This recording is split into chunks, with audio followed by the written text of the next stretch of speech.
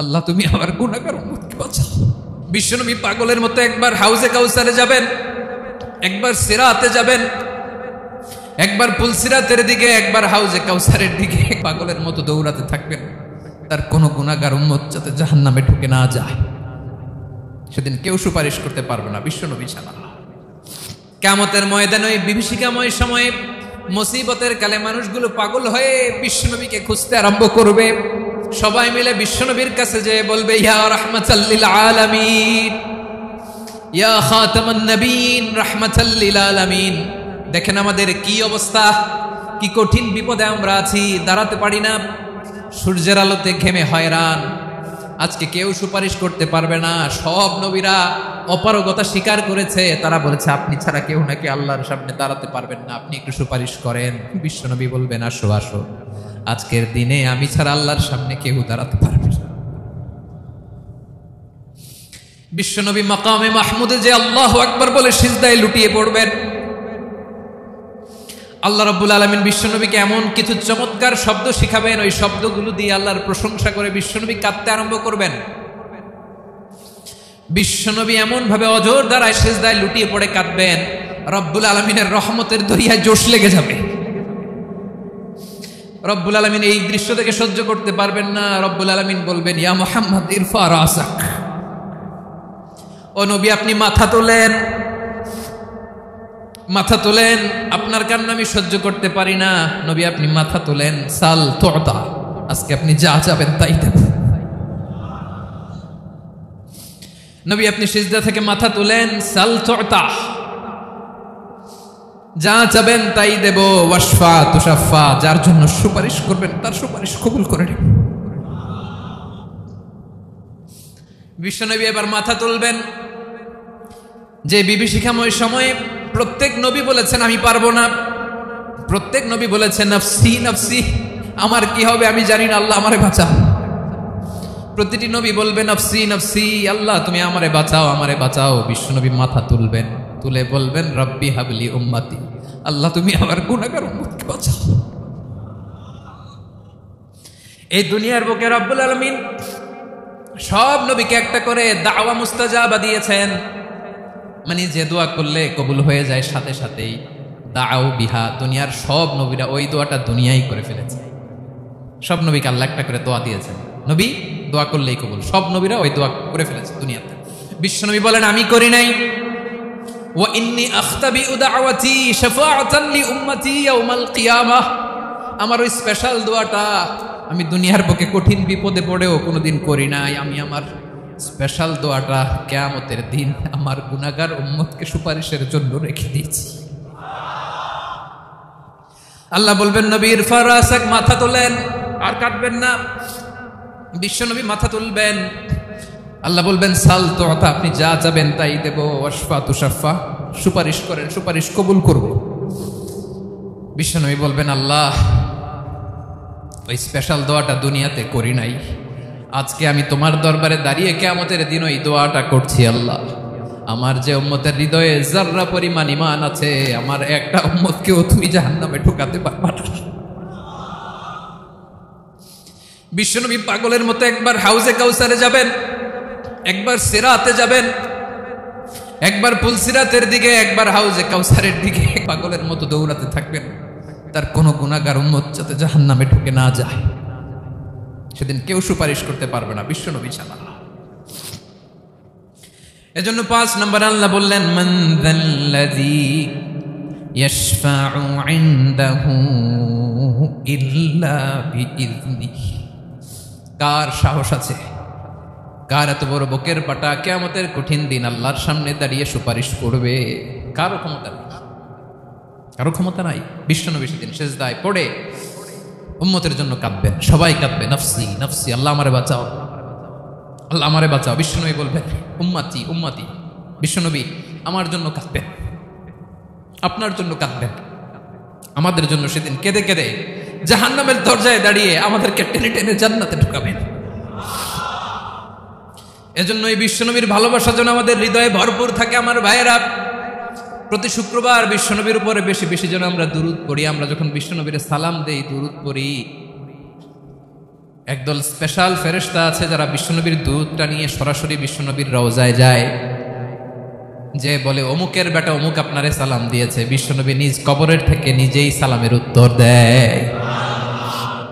বিশ্বনবীর ভালোবাসা যেন আমাদের হৃদয়ে থাকে, বিশ্বনবীর সুন্নাহ দিয়ে যেন আমাদের জীবনটাকে সাজাই। পারা যাবে ইনশাআল্লাহ। বিশ্বনবীর ভালোবাসা ছাড়া কেউ জান্নাতে ঢুকতে পারবে। বিশ্বনবীর পক্ষে আমরা বলবো, বিশ্বনবীর পক্ষে আমরা লিখবো, বিশ্বনবীর জন্য আমরা আমাদের কলিজার রক্ত বিলিয়ে দিব, ঠিক কিনা বলেন? সেদিন বিশ্বনবী ছাড়া কেউ সুপারিশ করতে পারবে না।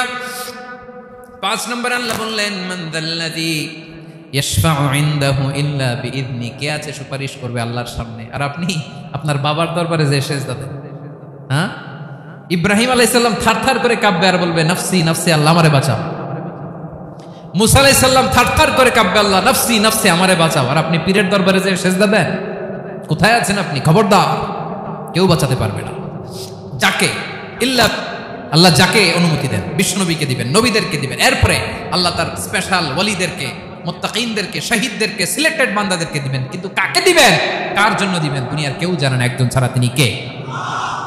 আল্লাহর ওয়ালিদেরকে, নেককার লোকদেরকে আল্লাহ সুপারিশের অনুমতি দিবেন। কিন্তু আপনি যারে মানেন, যার পায়ে সেজদায় লুটিয়ে পড়ে থাকেন, তারে যে আল্লাহ দিবেন, এটার কোনো গ্যারান্টি আছে? কথা বলেন। এজন্য জপতে হবে একজনের নাম, আওয়াজ করে বলুন, তিনি কে? আয়াতুল কুরসির 5 নাম্বার কথা হচ্ছে, সেদিন কেউ কারো উপকারে আসবে না, সুপারিশ করার সুযোগ পাবে না, আল্লাহ যাকে অনুমতি দেয় তিনি ছাড়া। আল্লাহ যদি কাউকে দয়া করে অনুমতি দেয় তাহলে করতে পারবে, তাহলে পারবে। সেই কিয়ামতের দিনটা বড্ড ভয়ঙ্কর, কেউ সুপারিশ করার সাহস পাবে না। আরে আমার অবস্থা কি আমি জানি না, আমি আবার কার জন্য সুপারিশ করব? কথা বুঝেন নাই? আমার কি হবে আমি জানি, তা আমি আরেকজনের নিয়ে টেনশন করার সুযোগ কোথায়? ইয়া নাফসি ইয়া নাফসি, আল্লাহ আমারে বাঁচাও, আমারে বাঁচাও, আমারে বাঁচাও। কাঁদতে কাঁদতে মানুষ হয়রান হয়ে যাবে, এ নাকি আবার আরেকজনের বাঁচাও। বিশ্বনবী বলেন, বিশ্বনবী একবার ছাগলের রান খাচ্ছিলেন, রান খেতে খেতে বিশ্বনবী বলেন, আনা সাইয়্যিদুন নাসি ইয়াউমাল কিয়ামা, আমি কিয়ামতের দিন সর্বশ্রেষ্ঠ হব, মানুষের মধ্যে সর্বশ্রেষ্ঠ সেরা আমি বিশ্বনবী। আলহামদুলিল্লাহ পড়েন। বিশ্বনবী বলেন, সেদিনটা বড্ড ভয়ঙ্কর, সেদিন কেউ কারো কোনো উপকারে আসবে না, বন্ধু বন্ধুর কাজে আসবে না, স্ত্রী স্বামীর উপকারে আসবে না, স্বামী স্ত্রীর উপকারে আসবে না, পীর সাহেব মুরিদরে বাঁচাতে পারবে না, মুরিদ পীর সাহেবরে বাঁচাতে পারবে না, নেতা কর্মীর পরিচয় দিবে না, কর্মী নেতার পরিচয় দিবে না, ভাই বোনকে চিনবে না, বোন ভাইকে চিনবে না, বাবা তার সন্তানকে চিনবে না, মেয়েকে দেখে মা দৌড়ে দৌড়ে পালাবে। বড্ড ভয়ঙ্কর দিন। বিশ্বনবী বলবেন, জমিনটা এখনকার মতো থাকবে না, পুরো জমিনটা সমান হয়ে যাবে, ফ্ল্যাট। এখন তো গোল, তখন ফ্ল্যাট। সবাই এক জমিনের উপরে দাঁড়াবে, সূর্যটা মাথার কাছে চলে আসবে, সূর্যের গরমে মানুষের মাথার মগজ গলে গলে কানের ছিদ্র, নাকের ছিদ্র দিয়ে বেয়ে বেয়ে পড়বে। আহ, সবাই হয়রান, পেরেশান, ক্লান্ত শ্রান্ত। মানুষগুলো বলবে বাঁচার কোনো উপায় নাই। 50,000 বছর মানুষ এরকম দৌড়াবে, চিৎকার করবে, কাঁদবে, বাঁচার কোনো উপায় নাই। সবাই বলবে, আহ, আল্লাহ যদি বিচারটা শুরু করতো, যা হবার হবে, আগে বিচার শুরু করুন। বিচারই শুরু হয় না, বিচার শুরু হইতেই 50,000 বছর। আল্লাহ, 50,000 বছর, 5,000, 15,000 না, 50,000 বছর এরকম যাবে। মানুষগুলো কাঁদতে কাঁদতে বলবে, চলো আমরা আদম আলাইহিস সালামের কাছে যাই, যেন আল্লাহর যে সুপারিশ করে, আল্লাহ আপনি বিচার শুরু করেন। কিয়ামতের ময়দানে সবাই মিলে সাইয়েদনা আদম আলাইহিস সালামের কাছে যেয়ে বলবে, ইয়া আবাল বাশার ইয়া আউয়ালাল আম্বিয়া, ও আদম নবী, আপনি দুনিয়ার বুকে প্রথম নবী, আল্লাহ নিজ হাতে আপনারে 60 হাত লম্বা করে বানিয়েছেন, আপনার সম্মানে ফেরেশতাদেরকে সেজদা দিতে বলেছেন, দুনিয়ার প্রথম নবী, প্রথম মানুষ আপনি, আপনি আল্লাহর যে সুপারিশ করেন যেন আল্লাহ বিচার শুরু করে। আদম আলাইহিস সালাম বলবেন, আমি পারবো না, কারণ আল্লাহ আমাকে একটা নিষিদ্ধ গাছের কাছে যেতে নিষেধ করেছিল, আমি ভুল করে এই গাছের ফল খেয়েছি। নাফসি নাফসি, আজকে আমার কি হবে আমি জানি না, আমি বড় লজ্জিত। আমারে যদি আল্লাহ জিজ্ঞেস করে কেন খাইছিলাম, আমার কোনো উত্তর নাই, তোমারে বাঁচাবো কেমনে আমি? নবীরা থার থার করে কাঁপবে সেদিন। আদম আলাইহিস সালাম বলবেন, আমি পারবো না, মাফ করো আমাকে, আমি পারবো না, ওই যে ভুল করে গন্ধম খেয়ে ফেলেছি, নিষিদ্ধ গাছের ফল খেয়ে ফেলেছে, আমি বড় লজ্জিত, অনুতপ্ত, আমি পারবো না। আজকে আল্লাহ এত রাগান্বিত হয়েছে, আগে কখনো আল্লাহ এত রাগান্বিত হয় নাই, ভবিষ্যতে আল্লাহ কখনো এত রাগান্বিত হবে না। আমি পারবো না, এক কাজ করো, তোমরা নূহ আলাইহিস সালামের কাছে যাও। কোন নবী? লোকেরা এবার পাগলের মতো দৌড়াতে দৌড়াতে আল্লাহর নবী নূহ আলাইহিস সালামের কাছে যেয়ে বলবে, ইয়া নবী আল্লাহ নূহ, আনতা আউয়ালুর রুসুলি ফিল আরদ, আপনি জমিনে প্রথম রাসূল। আদম আলাইহিস সালাম নবী ছিলেন, রাসূল ছিলেন না। এই দুনিয়ার বুকে প্রথম রাসূল ছিলেন আল্লাহর নবী নূহ আলাইহিস সালাম। সবাই বলবে, ও নবী আল্লাহ নূহ, রাসূল আল্লাহ নূহ, আল্লাহ আপনাকে আবদান শাকুরা, শুকরগুজার বান্দা বলে কোরআনে বলেছে। কোরআনে নূহ আলাইহিস সালামের নামেও সূরা আছে না নাই? আপনি আল্লাহর প্রিয় বান্দা, প্রিয় রাসূল। দেখেন আমাদের কি দশা, ঘামতে ঘামতে শেষ। জমিনটা তামার জমিন, সূর্যটা মাথার কাছে, কি করবো আর পারি না, ঘামতে ঘামতে আর কত ঘামবো, কত দাঁড়িয়ে থাকবো। আল্লাহরে যে বলেন বিচার যেন শুরু করে। নূহ আলাইহিস সালাম বলবেন, আমিও পারবো না, আমিও পারবো না, আমি আমার ছেলের জন্য এক কথা বলে ভুল করে ফেলছি। যখন মহাপ্লাবন হবে আমি বললাম, আল্লাহ আমার কলিজার টুকরা সন্তান রে বাঁচান। আল্লাহ বললেন, ও নূহ, সে তোমার সন্তান না, কারণ সে ঈমান আনে নাই, সে পাহাড়ের উপর দাঁড়িয়েছে, দেখি কেমনে সে বাঁচে। ওই যে আমি একটা না বুঝে আবদার করেছি, আল্লাহ আমার উপর রেগে গিয়েছিলেন। আজকে আল্লাহ ওই ব্যাপারে যদি আমারে প্রশ্ন করে, আমার কোনো জবাব নাই, আমি পারবো না, মাফ করো। তোমরা সবাই মিলে আল্লাহর খালিল ইব্রাহিম আলাইহিস সালামের কাছে যাও। লোকগুলো পাগলের মতো খুঁজতে আরম্ভ করবে, অযুত লক্ষ নিযুত কোটি মানুষের ভিড়ে আল্লাহর খালিল ইব্রাহিমকে যে বলবে, ইয়া খালিলুল্লাহ, ও আল্লাহর খালিল, আল্লাহ আপনাকে বড্ড ভালোবেসেছেন, আপনি কাবা বানিয়েছেন, আল্লাহ আপনাকে বড্ড পছন্দ করেন।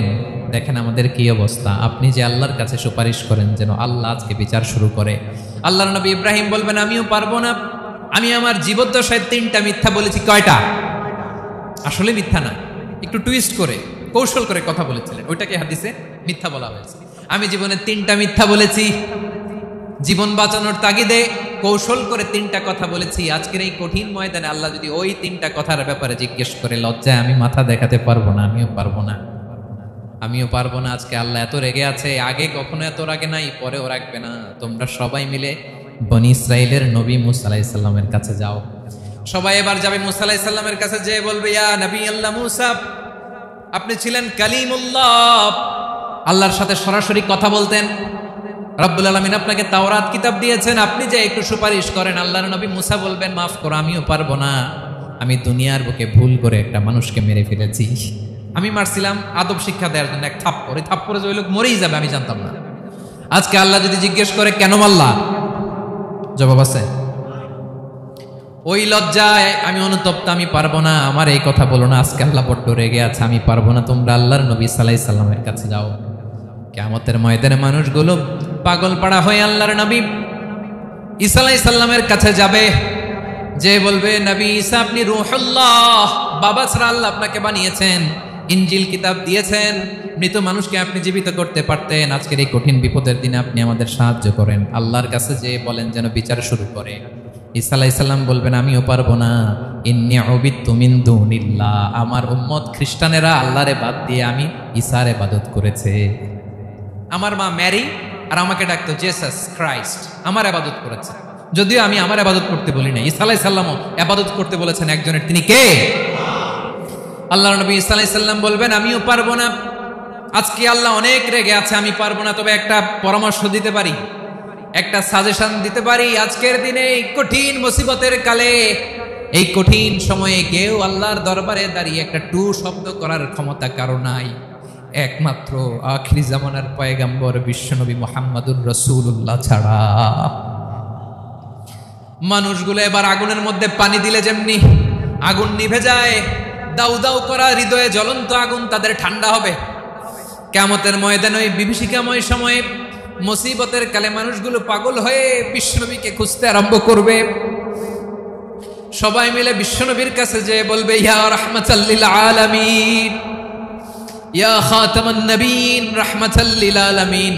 দেখেন আমাদের কি অবস্থা, কি কঠিন বিপদে আমরা আছি, দাঁড়াতে পারি না, সূর্যের আলোতে ঘেমে হয়রান।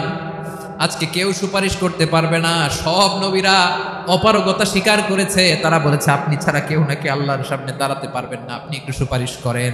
বিশ্বনবী বলবেন, আসো আসো, আজকের দিনে আমি ছাড়া আল্লাহর সামনে কেউ দাঁড়াতে পারবে না। বিশ্বনবী বলবেন, আল্লাহ ওই স্পেশাল দোয়াটা দুনিয়াতে করি নাই, আজকে আমি তোমার দরবারে দাঁড়িয়ে কিয়ামতের দিন ওই দোয়াটা করছি, আল্লাহ আমার যে উম্মতের হৃদয়ে যাররা পরিমাণ ঈমান আছে, আমার একটা উম্মতকেও তুমি জাহান্নামে ঢোকাতে পারবা না। বিশ্বনবী পাগলের মতো একবার হাউজে কাউসারে যাবেন, একবার সিরাতে যাবেন, একবার পুলসিরাতের দিকে, একবার হাউজে কাউসারের দিকে পাগলের মতো দৌড়াতে থাকবেন। তার কোনো গুনাহগার উম্মত যাতে জাহান্নামে ঢুকে না যায়, সেদিন কেউ সুপারিশ করতে পারবে না বিশ্বনবী ছাড়া। কারো ক্ষমতা নাই। বিশ্বনবী সেদিন সেজদায় পড়ে উম্মতের জন্য কাঁদবেন, সবাই কাঁদবে, নফসি নফসি, আল্লাহ আমারে বাঁচাও, আল্লাহ আমারে বাঁচাও। বিশ্বনবী বলবেন উম্মতি উম্মতি। বিশ্বনবী আমার জন্য কাঁদবেন, আপনার জন্য কাঁদবেন, আমাদের জন্য সেদিন কেঁদে কেঁদে জাহান্নামের দরজায় দাঁড়িয়ে আমাদেরকে টেনে টেনে জান্নাতে ঢুকাবেন। এজন্য এই বিশ্বনবীর ভালোবাসা যেন আমাদের হৃদয়ে ভরপুর থাকে। আমার ভাইয়েরা, প্রতি শুক্রবার বিশ্বনবীর উপরে বেশি বেশি যেন আমরা দুরূদ পড়ি। আমরা যখন বিশ্বনবীর সালাম দেই, দুরূদ পড়ি, একদল স্পেশাল ফেরেশতা আছে যারা বিশ্বনবীর দুরূদটা নিয়ে সরাসরি বিশ্বনবীর রওজায় যায়, যে বলে অমুকের বেটা অমুক আপনারে সালাম দিয়েছে। বিশ্বনবী নিজ কবরের থেকে নিজেই সালামের উত্তর দেয়। বিশ্বনবীর ভালোবাসা যেন আমাদের হৃদয়ে থাকে, বিশ্বনবীর সুন্নাহ দিয়ে যেন আমাদের জীবনটাকে সাজাই। পারা যাবে ইনশাআল্লাহ।